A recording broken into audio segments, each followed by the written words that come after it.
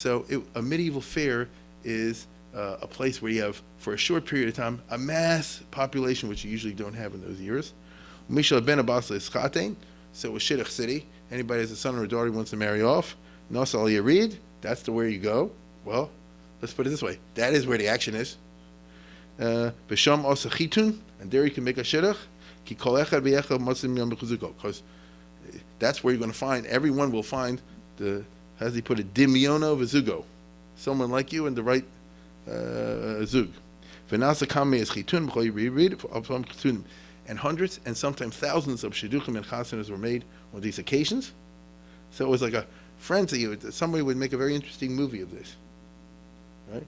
Of Poland in the 1550s and the 1620s, 30s, and 40s, this period, where every year, twice a year, you have these mass gatherings over here, fundamentally founded on commercial purposes, but becoming also social occasions with a capital S.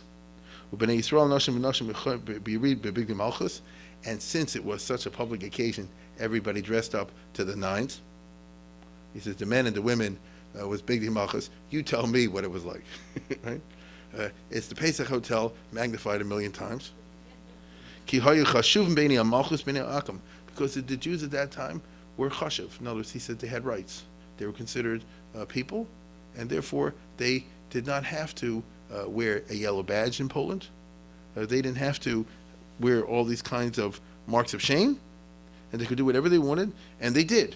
So as I say before, really, one could do a really good novel or something like that of a Yerid, as they put it, in Poland in this era, the men and the women, because you have to look. If you're out for shidduchim for your kids, you have to look the part, right? And the Jews at that time were like the sands of the sea. Those were thousands and thousands of them. But of course, then he says until the catastrophe came, and he goes on to describe over here how they gave all kinds of privileges and honors to the Rosh Hashiva, and anytime he can give him all the aliyahs and this and that and the other. And the point of the matter is, they treat him like a Superman. Umizen is kind of called chacham. The idea was to get everybody else jealous of him. And they would learn real hard so that they one day should reach this post. Because they're a very frank society, right? And really a society to some degree organized by businessmen, using basic principles of a carrot and stick, and that's how they ran it. I'll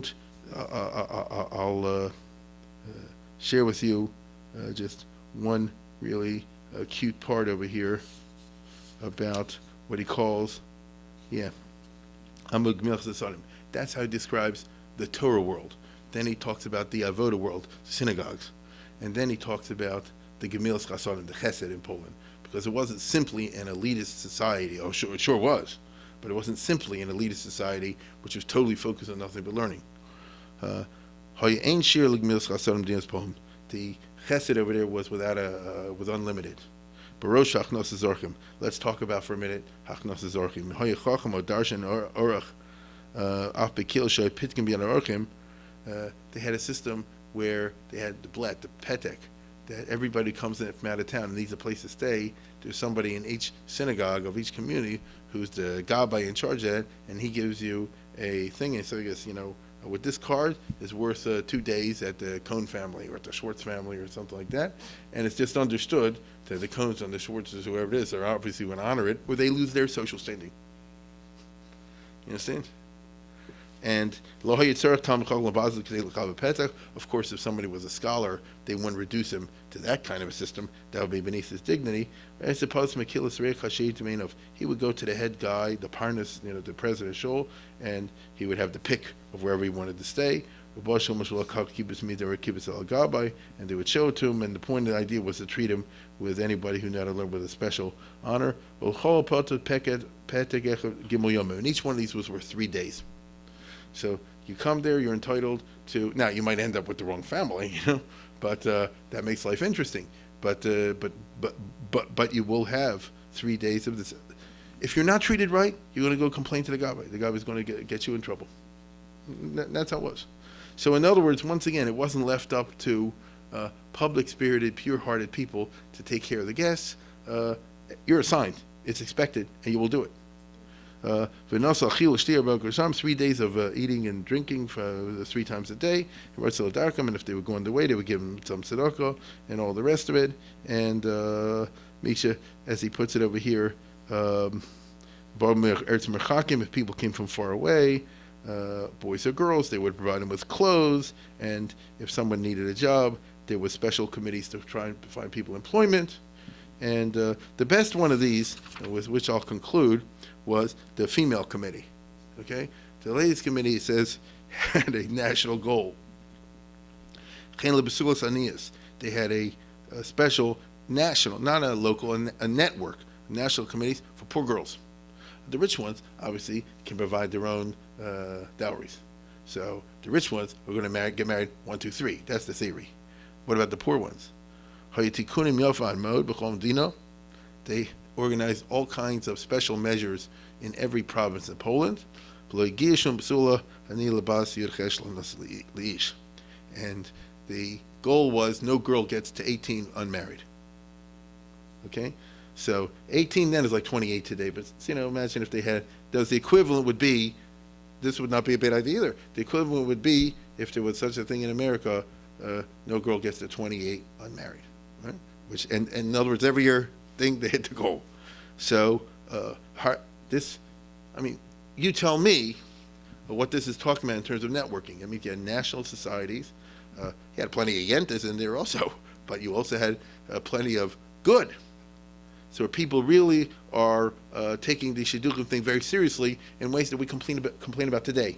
They had it organized down to a science, and as he puts it over here, Harbe Noshim Tzidkonios Oskus B'mitzvah, and this was a famous activity of the Noshim Tzidkonios. In other words, in every community, as I say before, they had active committees to work like this, and they simply had lists. That's what that goes on to say. They simply had lists, and the idea is we still have 3 people on the list, and and we have 2 months to go before the year's over. Let's get it done. So there's a little bit more, but I've made my point, which is that when we talk about the phrase "the golden age of the Jews of Poland," we mean something very different, perhaps, than what was the case in Spain or perhaps Italy or other places. But it had very unique qualities of its own, and made it that Poland became, as you can imagine, the #1 in importance Jewish community anywhere in the world, and remained there even after the Cossack massacres, down to the Holocaust. And that's the bottom line. When we speak about Eastern European Jewry, it's nothing but the Kingdom of Poland, as you can see over here. Later on, the borders change, and part of it becomes Russian Jewry and Lithuanian Jewry and all the rest of it. It's nothing but the Kingdom of Poland. And in this kind of society, you give me 200 years of this, or closer to 300 years of this, and you will create such an unbelievably rooted culture that nothing could really displace it until of course Hitler and people like that came along. So I conclude by saying the particularly